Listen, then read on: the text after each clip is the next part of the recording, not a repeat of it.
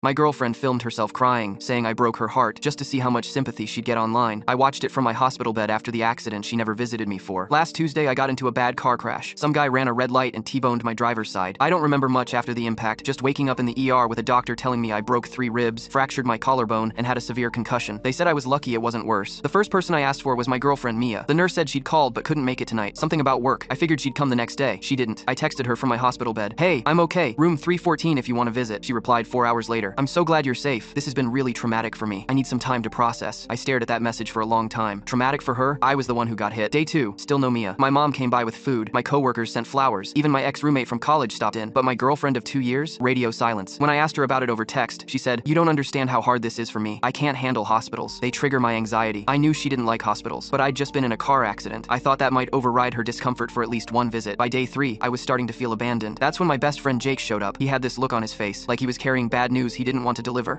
"What's wrong?" I asked immediately. He sat down, pulled out his phone, and handed it to me without a word. It was a TikTok, Mia's account. The video had been posted yesterday. She was sitting on our couch, the one we picked out together at IKEA. Her makeup was smeared, mascara running down her cheeks. The caption read, "When the person you love most breaks your heart." I unmuted it. "I don't even know how to say this," she sobbed into the camera. "The man I thought I'd spend my life with has completely abandoned me during the hardest time of my life. I've never felt so alone." My hands started shaking. I was literally in a hospital bed. Jake reached over and scrolled down. There's more. 6 more videos, all posted in the last 2 days. In one, she talked about how I'd become emotionally unavailable after the accident, how I wasn't there for her anymore. The comments were brutal. Thousands of people calling me selfish, heartless, a waste of space. Another video showed her packing a bag, tissues scattered around her. "Sometimes you have to walk away from people who don't value you," she said, voice breaking. The caption, "Choosing myself for once." In another, she was at a coffee shop with her friends. They were hugging her, telling her she deserved better. She looked directly at the camera and said, "I gave him everything, and this is how he repays me. I felt sick, not from my injuries, from this." The worst one was posted that morning. She was at brunch, smiling, mimosas on the table. Her friends were laughing in the background. The caption, "Healing starts when you put yourself first, number, self-love, number, moving on." She looked happy, genuinely happy. I scrolled through the comments. Over 12,000 on the first video alone. People were tagging their friends, saying things like, "This is why I have trust issues," and "Men are trash." Some were even asking for her Venmo to send her money for emotional support. Jake took his phone back. "I'm sorry, man. I thought you should know." I didn't say anything for a while. I just sat there, staring at the IV in my arm, trying to process what I'd just seen. Finally, I picked up my phone and texted her. I saw the videos. The message showed as read immediately. 3 dots appeared, then disappeared. No explanation, no apology, just gone. I called Jake. "Back over. Can you help me get discharged early? I don't want to be here anymore." He didn't ask questions, just nodded and went to find a nurse. 2 hours later, I was in his car with a bag of prescriptions and discharge papers. He drove me to his apartment, helped me up the stairs, and set me up on his couch. "You're staying here as long as you need," he said. I turned off my phone. I didn't want to know what story she was telling next. I didn't want to see how many people believed her. I didn't want to watch her play the victim while I was the one who almost died. Jake ordered pizza. We didn't talk about Mia. We just watched bad movies until I fell asleep. When I woke up the next morning, my phone was still off, and I decided it was going to stay that way.